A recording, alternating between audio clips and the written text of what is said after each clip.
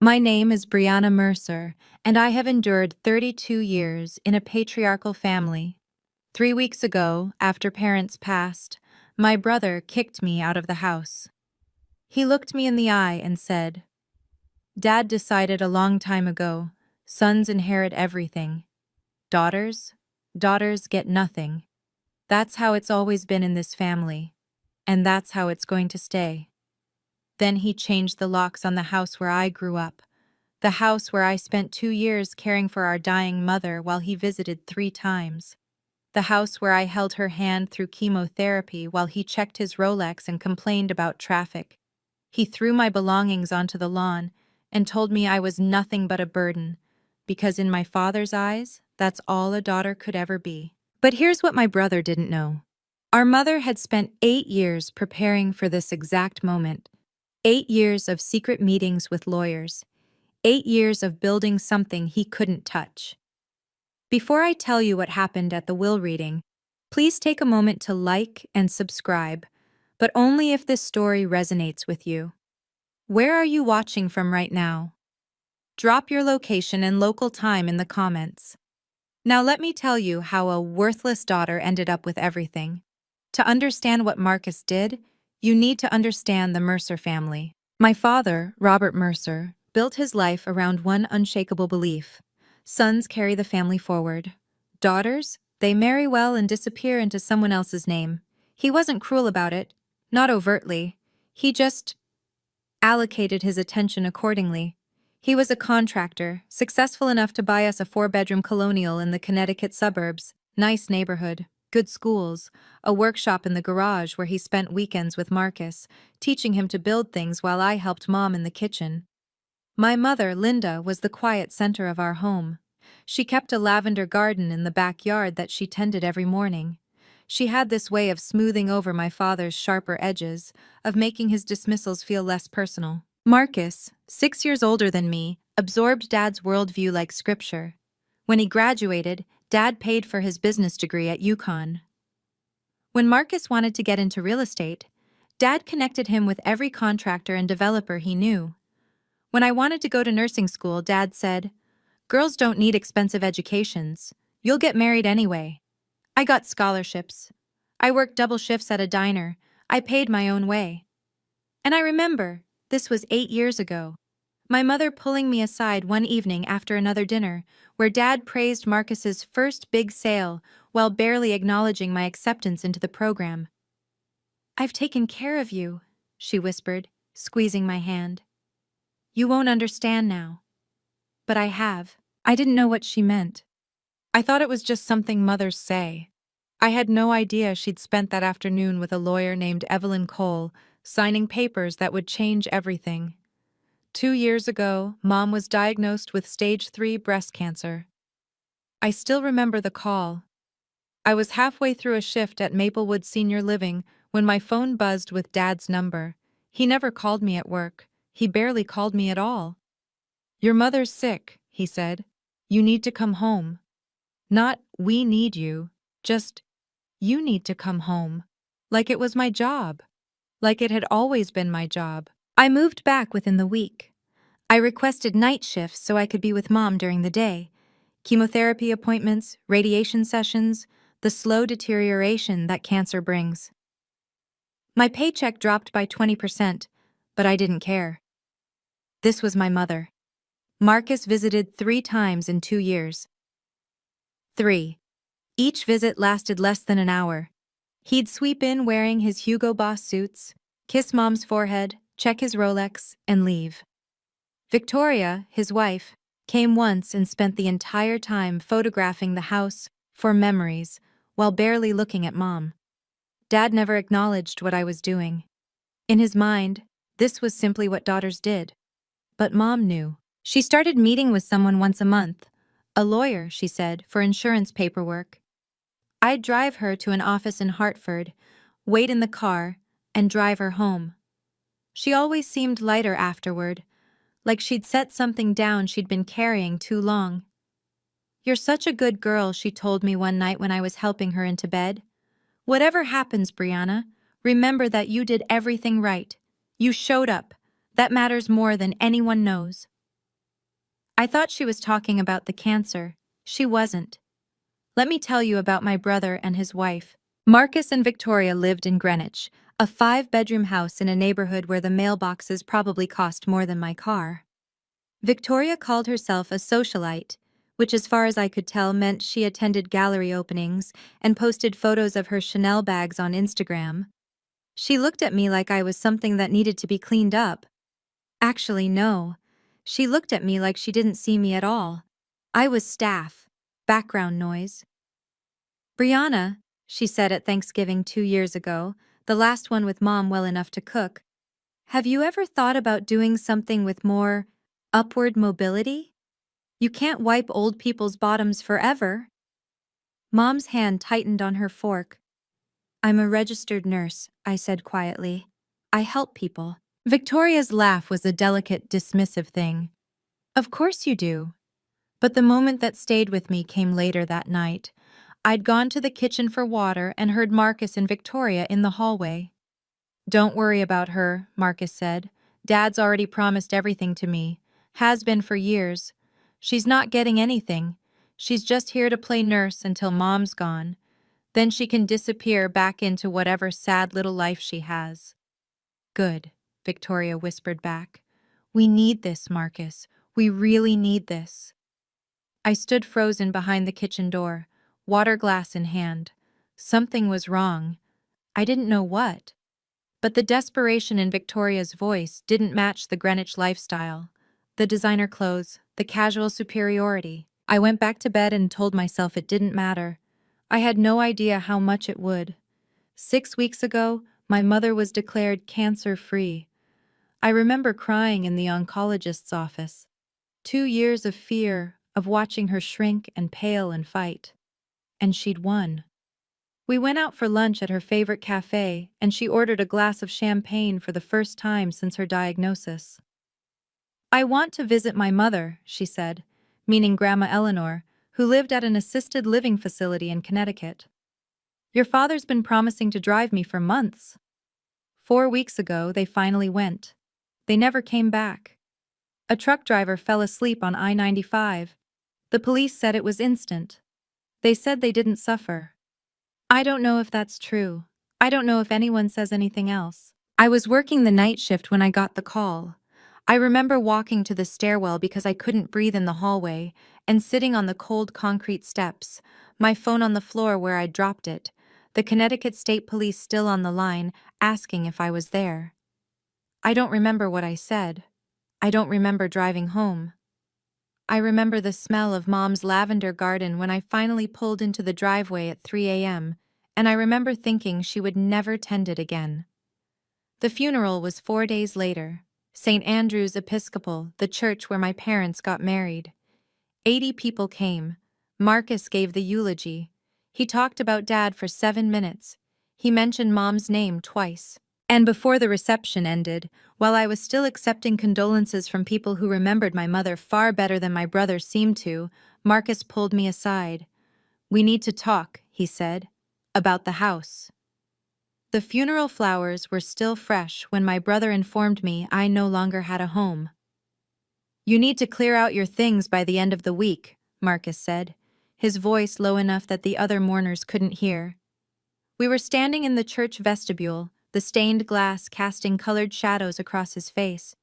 The house is mine now. Dad made that clear years ago. I stared at him. My black dress still had a tissue tucked in the sleeve from crying during the service.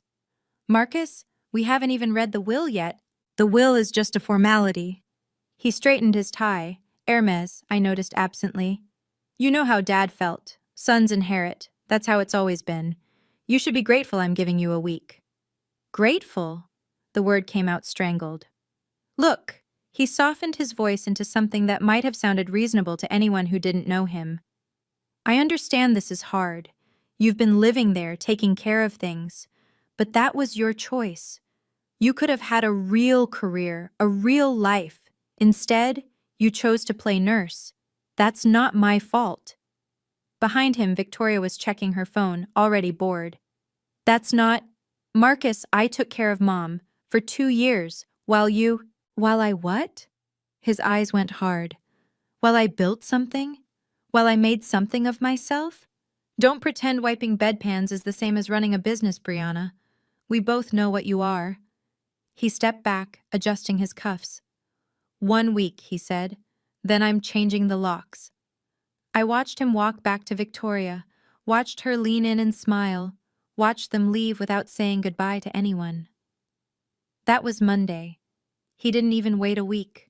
Wednesday evening, 2 days after the funeral. I came home from work at 7 p.m., exhausted in a way that had nothing to do with the shift. Grief does that, makes everything feel like you're moving through water. My key didn't work. I tried again, confused, thinking maybe the cold had warped something. But no, the lock had been changed. The deadbolt, too. I walked around to the garage. My things, my clothes, my books, Mom's recipe box that she'd given me, everything I owned, had been thrown into cardboard moving boxes and stacked against the wall. Rain from the afternoon had soaked through 2 of them. My nursing school diploma was warped and wet. Through the window, I could see Victoria walking through the living room, a glass of wine in her hand, laughing at something on her phone. She saw me watching. She smiled, lifted her glass in a little toast, and walked away. I called Marcus. He answered on the second ring, like he'd been waiting. "The house is legally mine," he said, not even pretending to apologize. "I had my lawyer verify it. Dad's estate, Dad's house, Dad's decision. You have 24 hours to get your stuff off the property before I have it removed." "Marcus, I grew up there. And now you don't live there anymore. That's how life works, Brianna. Maybe if you'd made something of yourself, you wouldn't be standing in the rain right now." I ended the call because I didn't trust myself to speak.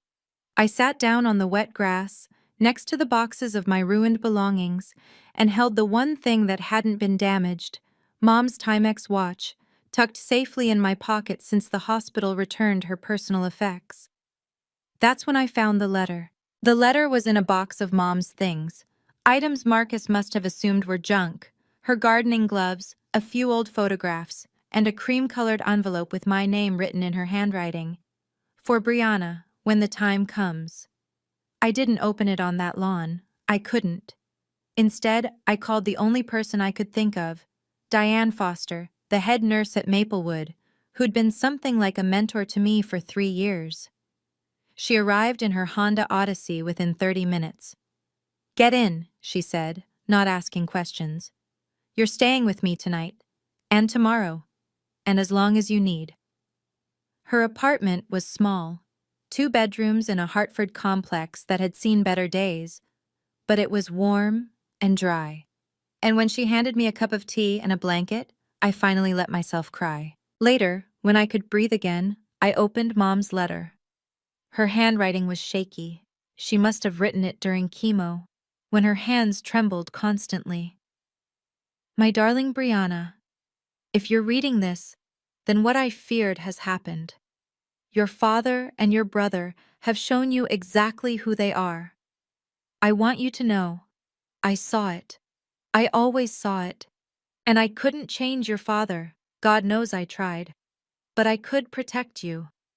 Contact Evelyn Cole at Harrison & Cole in Hartford.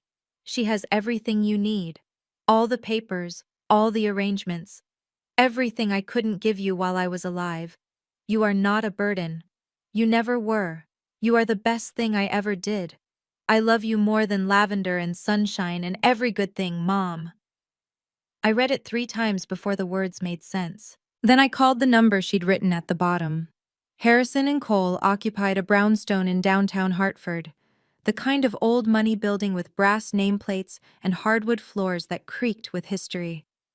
I felt underdressed in my clean scrubs, but Evelyn Cole's assistant just smiled and led me to a corner office lined with law books and soft afternoon light. Evelyn was not what I expected. Late 50s, silver hair swept into an elegant twist, wearing a charcoal Armani suit. But her eyes were warm when she shook my hand. "Brianna," she said, "I've been waiting for your call. Your mother spoke about you constantly." That almost broke me right there. I swallowed. "She left me a letter. She said you had papers?" Evelyn gestured to a chair. I do. Your mother and I worked together for 8 years, Brianna. She was one of the most deliberate people I've ever represented.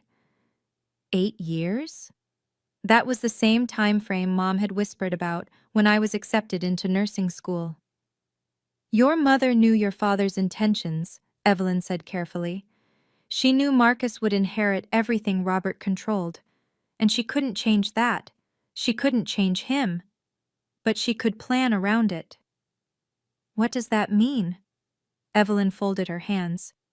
It means your mother made arrangements that exist entirely outside your father's estate. Arrangements that Marcus doesn't know about, that your father didn't know about. The room suddenly felt smaller. What kind of arrangements? The kind you'll learn about at the formal will reading next week. Both your parents' wills need to be read together. She paused. But I want you to trust me until then. Can you do that? Whatever Marcus says, whatever he threatens, don't react. Don't sign anything. Just wait. Why? Her smile was almost gentle. Because your mother is about to have the last word. 3 days before the will reading, Marcus called. It was 10 p.m. I was sitting in Diane's kitchen, the lights dim, trying to read a book without absorbing a single word. His name on my phone screen made my stomach clench. Brianna. His voice was friendly, which was somehow worse than hostile. I've been thinking. This situation, us being at odds, it's not good for anyone. You kicked me out of my home 2 days after our parents' funeral, Marcus. I know. I could have handled it better. He actually sounded apologetic. That's why I'm calling. I want to make this right. I waited. I've drawn up a simple agreement, he continued. You sign away any claim to contest the estate, and in exchange I give you $10,000. Cash. Enough to get yourself settled somewhere nice. $10,000. For a lifetime of being told I was less. For 2 years of caring for our mother while he visited 3 times. For every dismissal, every slight, every moment Marcus and my father made me feel like I was taking up space that should have belonged to someone worthier. No. Brianna, be reasonable. You're not going to win anything in probate. Dad's will is clear. All you'll do is spend money on lawyers and drag this out for months. Take the money. Start over. I said no, Marcus. I'll see you at the will reading. His voice hardened instantly. You're making a mistake. You know that, right? You're going to walk out of that room with nothing. Less than nothing. And you'll wish you'd taken this offer. Then that's my choice to make. Fine. He practically spat the word. But remember, I tried to be generous. What happens next is on you. The line went dead. I set down the phone with shaking hands. Then I did exactly what Evelyn told me to do. I waited. I have to pause here and ask you something. Have you ever been pressured to sign something by family? Told you have no right to ask for what's fair? That feeling, that specific helplessness, it stays with you. If this story is hitting close to home, leave a comment. I read every single one, I promise. And if you haven't subscribed yet, now might be the time. Because what happens next at that will reading? It changed everything. The will reading was scheduled for 2 p.m. on a Thursday at Harrison and Cole. The conference room had a mahogany table long enough to seat 12, though only 6 of us were there. Marcus, Victoria, me, Evelyn Cole, her assistant who would serve as witness, and, to Marcus's visible surprise, my grandmother. Eleanor. Marcus's smile faltered when Grandma walked in. I didn't know you were coming. Grandma Eleanor Whitfield was 82 years old and sharper than most people half her age.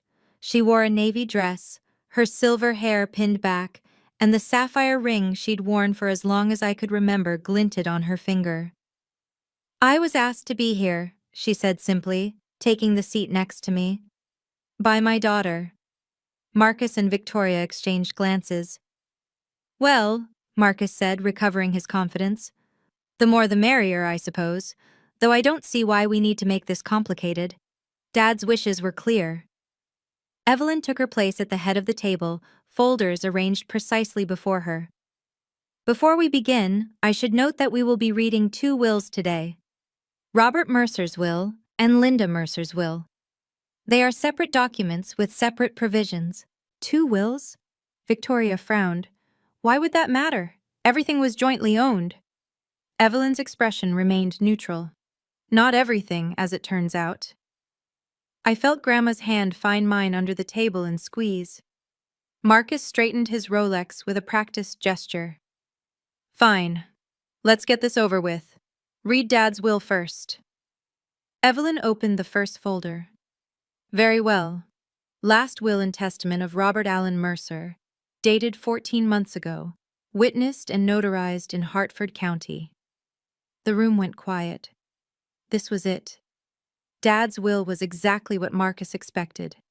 Evelyn read through the standard provisions, executor appointments, debt payments, funeral instructions, before reaching the distribution of assets.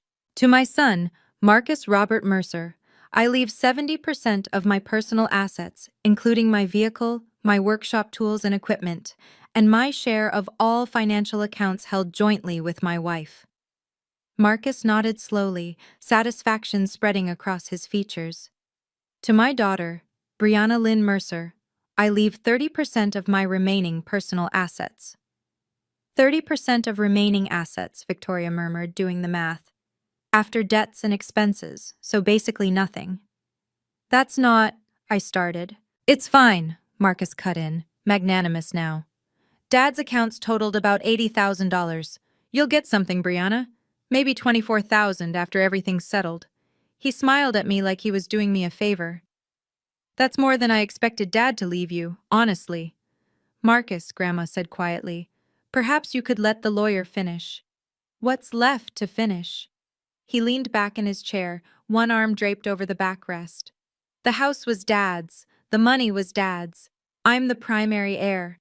Brianna gets a consolation prize, which is generous under the circumstances. Victoria pulled out her phone, probably already composing a post about her inheritance. Actually, Evelyn said, her voice cutting through Marcus's satisfaction, there's quite a bit left to discuss. Robert's will represents only a portion of your parents' combined estate. Combined? Marcus's confidence flickered. What do you mean, combined? Evelyn closed the first folder and opened the second. Your mother's estate is separate and significantly larger than your father's.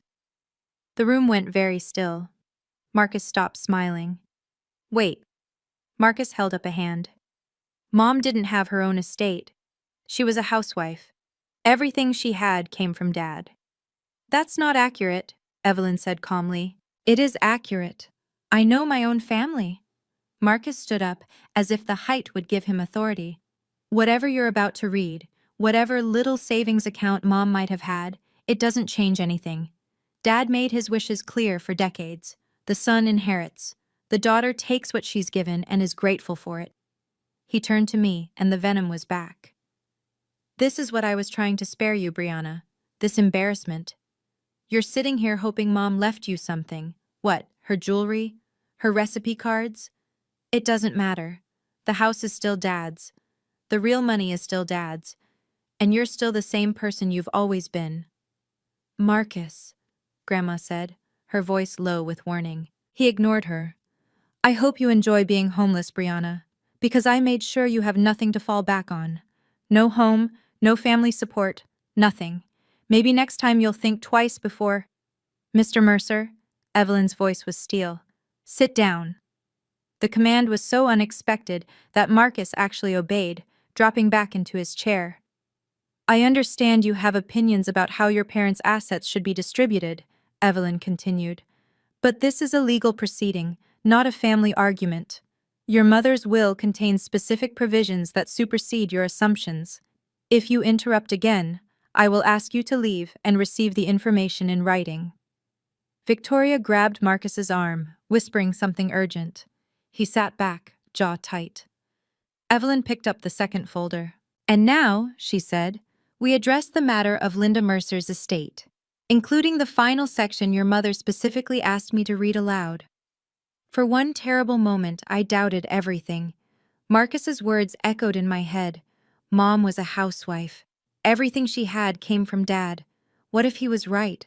What if the letter, the lawyer, the promises, what if it was all just a mother trying to comfort a daughter she knew would be left behind? I looked down at the Timex watch on my wrist.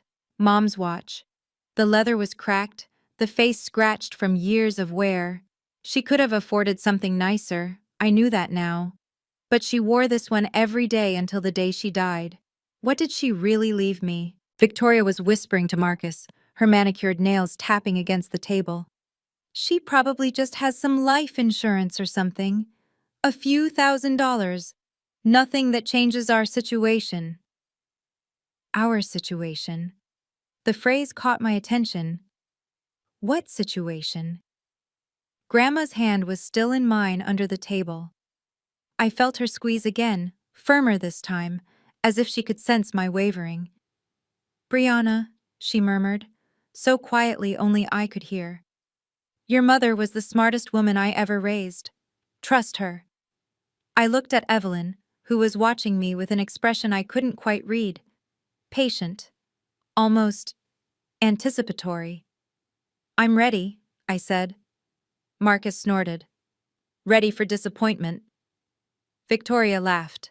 Evelyn ignored them both. She opened the folder and removed several documents. I could see official seals, notarized stamps, pages dense with legal text. "Last will and testament of Linda Eleanor Mercer," she began. "Updated 18 months ago, witnessed by myself and a notary public of Hartford County. The testator was evaluated by Dr. Sarah Hammond, a board-certified psychiatrist, and declared fully competent to execute this document." She looked directly at Marcus.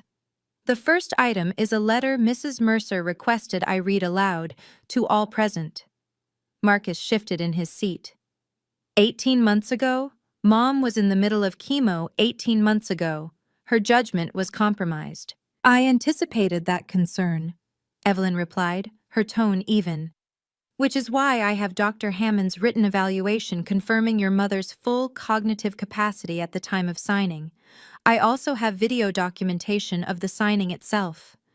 She produced a USB drive and set it on the table. "Your mother wanted no ambiguity. She recorded herself explaining every decision in this document. The video is 32 minutes long and available for review if anyone wishes to contest her competency." Victoria's phone had stopped moving. She stared at the USB drive like it might bite her. "That's—" Marcus swallowed. "That's very thorough." "Your mother was a thorough woman." Evelyn's lips curved, just slightly. "Now, the letter." She lifted a single page, handwritten on cream-colored stationery. I recognized the paper. Mom had a box of it in her desk, the expensive kind she used for important correspondence. "To my children," Evelyn read, her voice clear and measured. "If you are hearing this letter, then I am gone, and the moment I dreaded has arrived." My throat tightened. "I love you both. I want you to know that first. But love does not make me blind." Marcus went very still. "For 35 years, I watched your father favor Marcus in ways he didn't even recognize as favoritism. It was simply how he saw the world. Sons matter, daughters serve. I couldn't change him. Believe me, I tried." Evelyn paused, looking up at us. "There's more," she said. "But perhaps I should continue after everyone has had a moment." "Keep reading," Marcus said tightly. Evelyn nodded, and I braced myself. Evelyn continued reading, and my mother's voice seemed to fill the room. "When Brianna was born, Robert said, 'Maybe next time we'll have another boy.'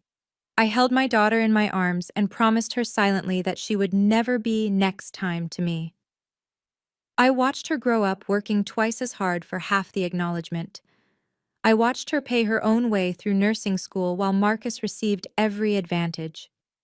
I watched her come home to care for me during the worst 2 years of my life, changing my sheets when I was too sick to move, holding my hand during chemotherapy, singing me the songs I sang to her as a baby. Marcus visited 3 times in 2 years. I do not write this to condemn my son, but I write it to explain why I made the choices I did. The assets I leave to Brianna are not a reward. They are not favoritism. They are the balance I could not provide while I was alive. They are what she was always owed. Victoria made a small, strangled sound. If Marcus is hearing this and feels angry, I understand. But I ask him to consider, why does he feel entitled to everything? Who taught him that? And what did he do to earn it, other than being born male? Marcus's face had gone pale. Evelyn looked up. The letter concludes with, "Brianna, my darling girl, you were never a burden. You were my heart. Live well, be happy, and never let anyone tell you that you don't deserve every good thing. With all my love, forever, Mom." The silence was absolute. I couldn't speak. I couldn't breathe. Grandma pressed a tissue into my hand. "Now," Evelyn said quietly, "let's discuss what your mother actually left you." "First," Evelyn said, pulling a document from the folder, "the house." Marcus straightened. "The house is part of Dad's estate. It was always in his name." "Actually, it wasn't." Evelyn slid the document across the table. 5 years ago, your parents executed a deed transfer. The property at 127 Maple Drive was transferred from joint ownership to Linda Mercer's sole name." "What?" Marcus grabbed the paper, scanning it frantically. Why would Dad agree to that?" "For liability protection. Your father was facing a potential lawsuit from a dissatisfied client at the time. Moving the house into your mother's name protected it from any legal judgments against his business. It's a common estate planning strategy." "I never heard about any lawsuit. It was settled out of court, but the deed transfer remained." Evelyn produced another document. "This is the recorded deed from Hartford County Land Records dated 5 years ago. The property, currently valued at approximately $650,000, belonged solely to your mother." Victoria's face had gone a strange color. "But that means—" "It means your mother had full authority to leave it to whomever she chose." Evelyn looked at me. "And she chose you, Brianna." "No." Marcus shook his head. "No, this has to be a mistake. He always said—" "Your father believed what he wanted to believe," Grandma said sharply.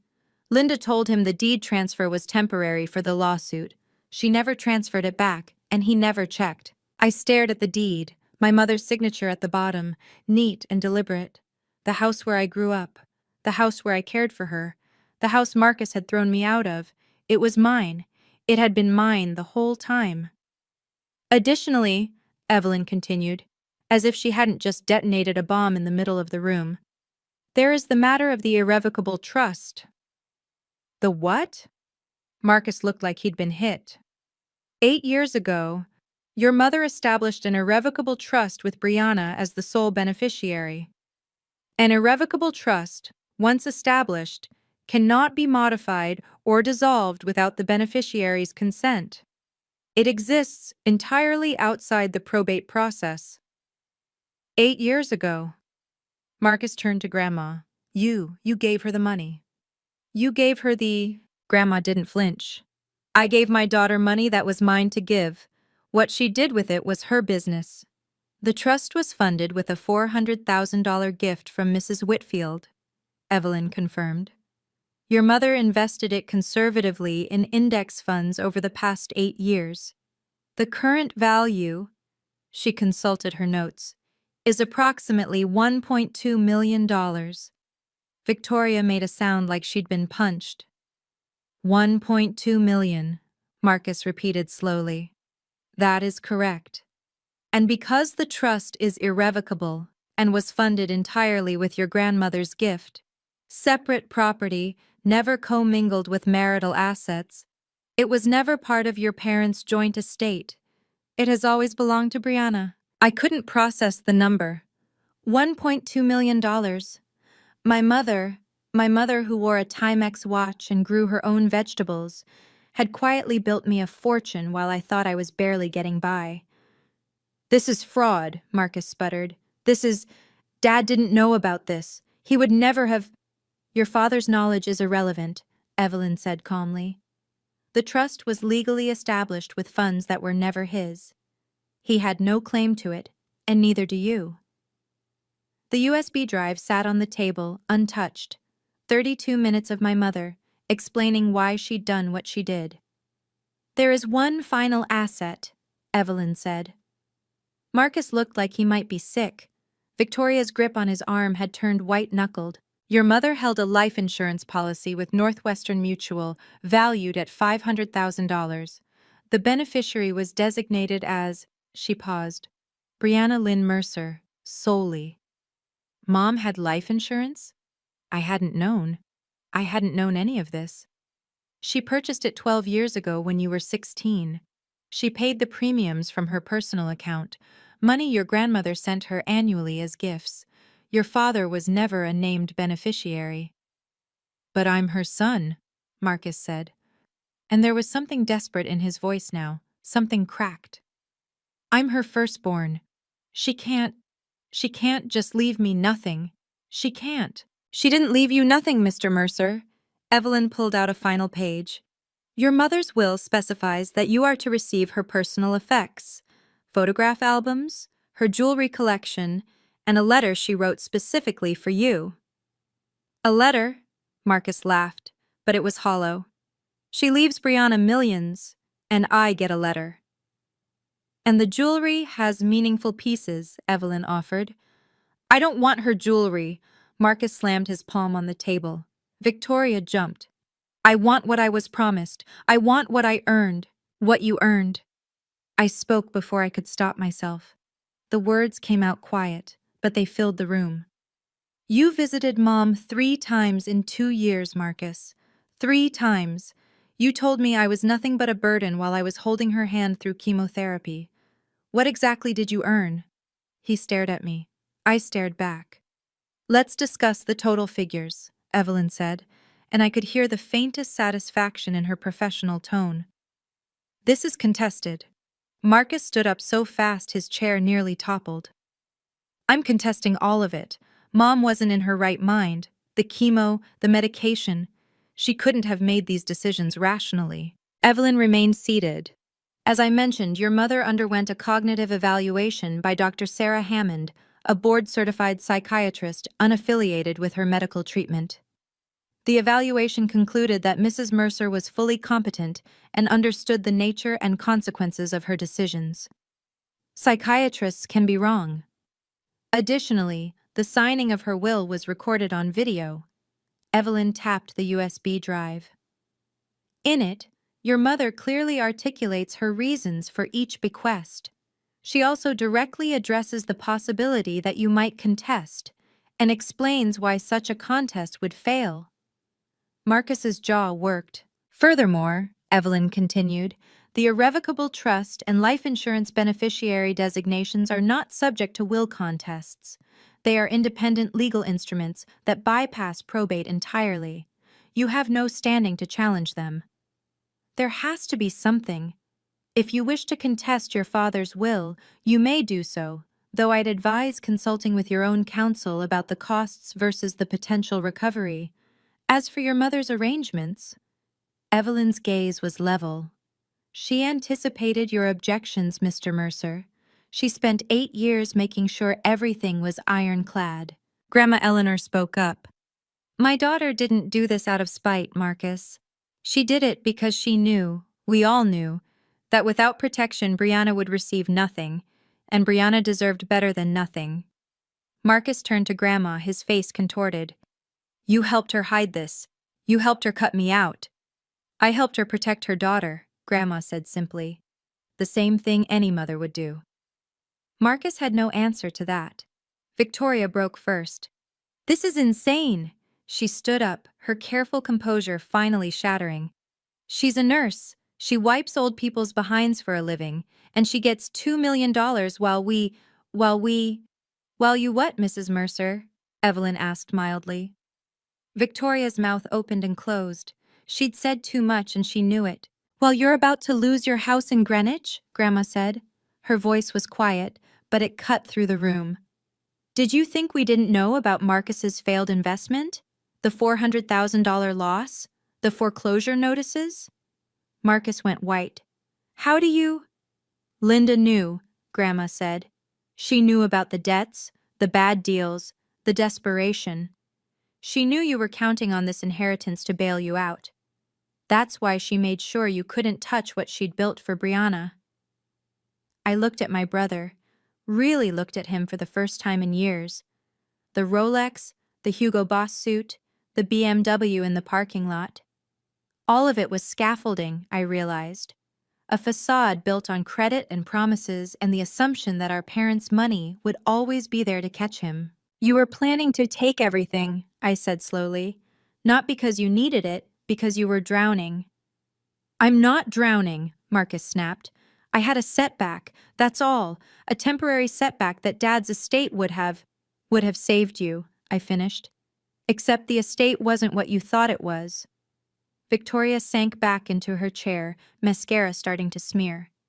You spent your whole life being told you deserved everything, I said. And you never stopped to wonder if that was actually true. Marcus didn't respond. He couldn't. I want to stop here for a moment. I know some of you are watching and thinking, why would Victoria say that out loud? Why would she reveal their financial problems in front of everyone? The answer is fear. When the thing you've been counting on disappears, your survival instincts take over. You stop thinking about appearances. If this story is resonating with you, hit that subscribe button, because we're almost at the end, and there's one more thing I need to tell you. Evelyn waited until the room was quiet again before speaking. For the record, she said, let me summarize the total assets passing to Brianna Mercer. She consulted her notes, though I suspected she knew the numbers by heart. From her mother's estate, the property at 127 Maple Drive, estimated value $650,000. From the irrevocable trust established in 2018, $1,200,000. From the Northwestern Mutual Life Insurance Policy, $500,000. She looked up. Additionally, from her father's estate, 30% of remaining liquid assets, approximately $24,000. Victoria's breathing had gone shallow. The total, Evelyn continued, her voice measured and professional, is approximately $2.374 million. The number hung in the air, $2.374 million. My mother, who grew vegetables and wore a Timex watch and never bought anything she didn't need, had left me nearly $2.5 million. Marcus made a strange sound. He was gripping the edge of the table, his knuckles bone white, his face the color of old paper. He tried to stand, maybe to protest, maybe to leave. And then his eyes rolled back and he crumpled. His head caught the edge of the table on the way down. Victoria screamed. Evelyn's assistant was already moving, calling 911, checking his pulse. I sat frozen, watching my brother unconscious on the carpet of a law office, brought down by numbers on a page. He's breathing, the assistant reported. Pulse is steady, probably just fainted. Grandma squeezed my hand, Your mother would be proud of you, she said softly. Not for the money, for who you've become despite all of it. I couldn't answer. I was still trying to understand. The paramedics said it was syncope, a sudden drop in blood pressure triggered by shock. Nothing dangerous, just his body's way of processing what his mind couldn't accept. They bandaged the small cut on his forehead and recommended he see his doctor, but he refused transport. 20 minutes after collapsing, Marcus was back in his chair, pale and unsteady, Victoria hovering over him like he might shatter. He looked at me. You knew, he said hoarsely. You knew about all of this. I didn't. I meant it. Not until a few days ago. And even then I didn't know how much. But you suspected. You sat here looking all innocent and you suspected. I knew Mom loved me. I kept my voice even. That's all I knew for certain. His laugh was bitter, broken. And I didn't? She didn't love me? I think she loved you, I said slowly. I think she loved who you could have been. But she also saw who you chose to become. Victoria's hand tightened on his shoulder. Marcus, we should go. We need to figure out... Figure out what? His voice cracked. How to pay our mortgage? How to tell the bank we're not getting anything? He looked at me with something that might have been desperation. Brianna, you have to help me. We're family. The words hung there. Family. 3 visits in 2 years. You're just dead weight. Enjoy being homeless. Marcus, I said, you kicked me out of my own home before our mother's flowers had wilted. You told me I was nothing but a burden.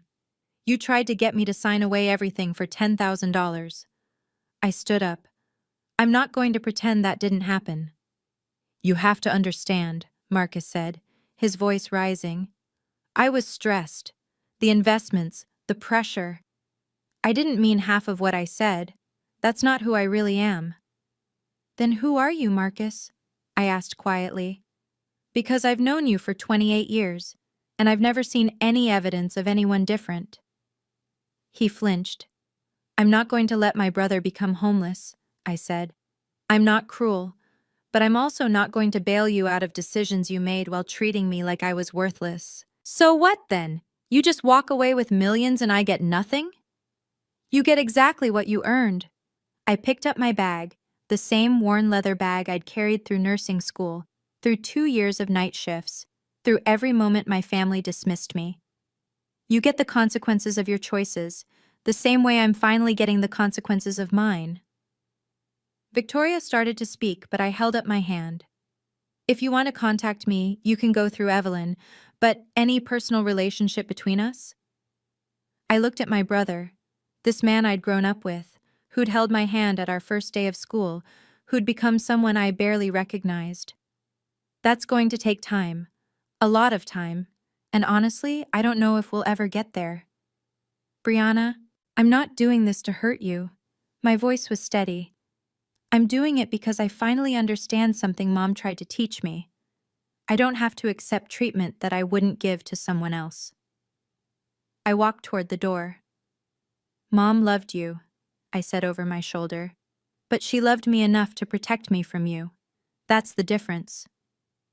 I didn't wait for him to respond. Grandma followed me out to the hallway. Wait, she said, catching my arm. I have something for you. She reached into her purse and withdrew a small velvet box, navy blue, worn soft at the corners. Your mother wanted you to have this. She asked me to give it to you after the reading. Inside was her sapphire ring, the one Grandma had worn as long as I could remember, the one I'd admired since I was a little girl. Grandma, I can't. This is yours. It was mine, she corrected gently. I gave it to your mother on her wedding day, and she gave it back when she knew she was dying, so I could give it to you when the time was right. I slid it onto my finger. It fit perfectly. There's something else you should know, Grandma said. Something even your mother didn't put in the will. I looked up. Linda wanted to leave your father, years ago before you were born. But then she got pregnant with Marcus and she stayed. She stayed for you kids. I never knew. No one did. She made the best of it. But she always regretted that she couldn't give you a different childhood. Grandma's eyes were bright with unshed tears. The trust, the insurance, all of it. It was her way of giving you the freedom she never had. The freedom to walk away from people who don't value you. I hugged her, this tiny woman who had helped my mother plan for 8 years to give me a future. Thank you, I whispered. Don't thank me, she said. Just live well. That's all your mother ever wanted. Behind us, I heard Marcus and Victoria finally leaving, their voices low and strained. I didn't look back. 1 month later, I sat in the office of a financial advisor in Hartford, someone Evelyn had recommended, a woman with 20 years of experience and no interest in getting rich off my inexperience. Here's my recommendation, she said, sliding a document across the desk. We keep the trust invested. Draw only what you need for living expenses.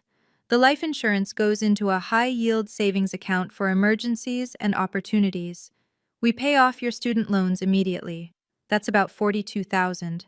And you keep working. Keep working? I'd expected her to suggest I retire, travel, do something extravagant. You love your job, she said simply. Money shouldn't change who you are.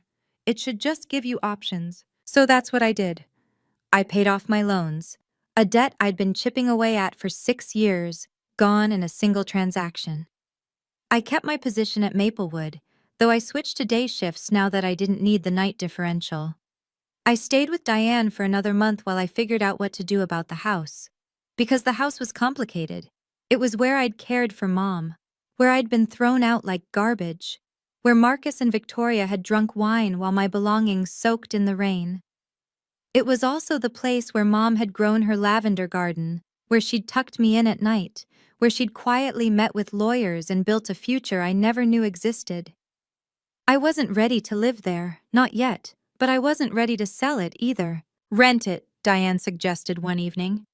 Let it pay for itself while you figure things out. There's no rush. She was right. For the first time in my life, there was no rush. I had time now. Mom had given me that. 3 months after the will reading, Grandma called me with news. Marcus had to sell the Greenwich house, she said. Victoria filed for divorce last week. I was at work, on my break, sitting in the same stairwell where I'd learned our parents were dead. Strange how places accumulate moments. How do you know?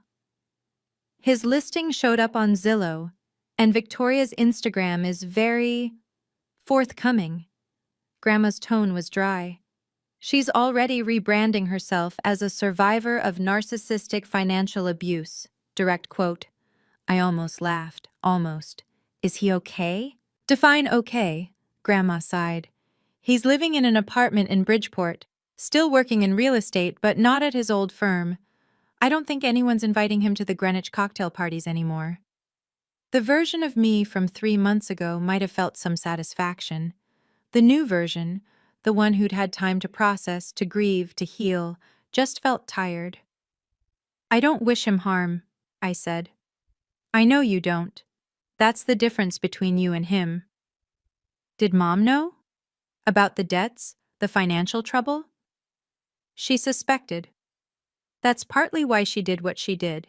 She knew if there was money available, Marcus would find a way to take it. Not because he's evil, but because he was raised to believe he was owed it. I thought about my brother, alone in a Bridgeport apartment, his wife gone, his lifestyle collapsed. I thought about the boy who used to chase me around the backyard, who let me ride on his shoulders at parades. I didn't know where that boy had gone, but I knew I couldn't save him. I'm going to the house this weekend, I told Grandma. First time since everything.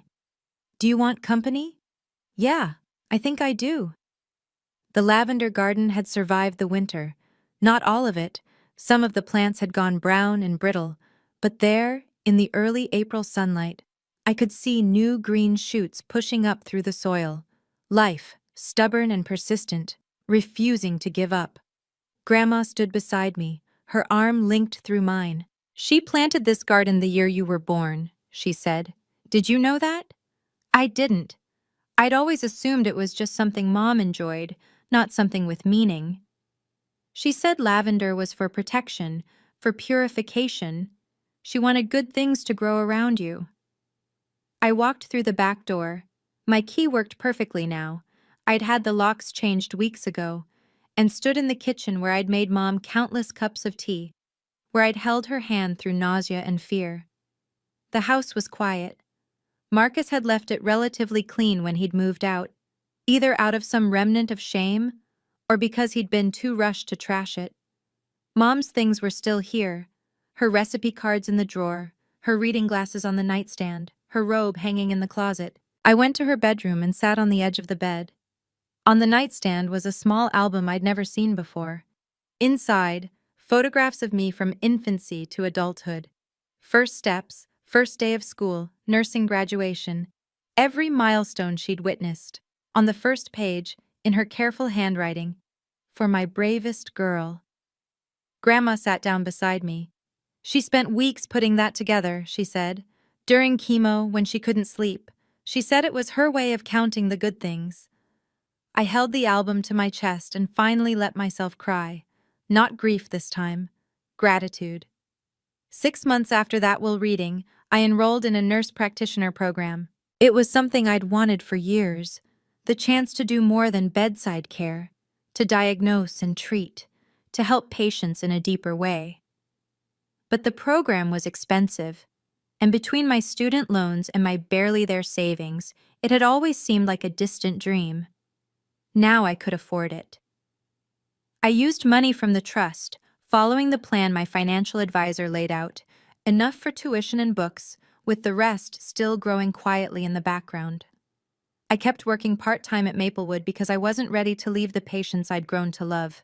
Diane and I found an apartment together near the hospital, 2 bedrooms, a tiny balcony where I started growing lavender in pots. She said living alone was overrated anyway, and I said having a roommate meant someone to split streaming subscriptions with. We both knew it was more than that. Grandma called every Sunday. She'd tell me stories about Mom as a child, about their adventures before she met Dad, about the woman she was before life wore her down. I recorded the calls on my phone, building an archive of the mother I was still getting to know. And the house on Maple Drive? I rented it to a young family, a nurse actually from Maplewood, and her husband and 2 little girls.